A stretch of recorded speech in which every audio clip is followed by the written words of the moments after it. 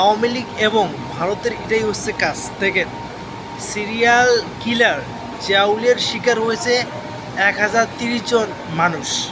মানে এতদিন যে এই যে শেখ হাসিনা ক্ষমতায় ছিল, এই যে জিয়াউলের মানে এর মতো জিয়াউল যে আছে এর মতো কিছু লোকের কারণে কিন্তু এই এতদিন ক্ষমতায় ছিল। দেখেন একটা দুইটা না, 1030 জন মানুষকে মানে খতম করে ফেলছে, খুন করে ফেলছে এই জিয়াউল।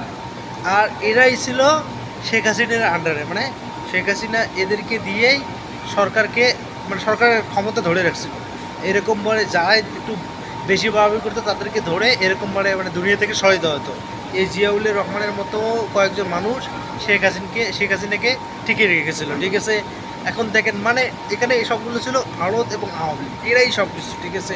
এর সাথে আরও মিডিয়া বিভিন্ন সবগুলো তো সহযোগিতা করেছে, কিন্তু মানে মানুষকে মানে দুর্নীতি থেকে সরিয়ে দিয়ে ক্ষমতা রাখার জন্য এইরকম আরও অনেক কিন্তু শেখ হাসিনার লোক আছে।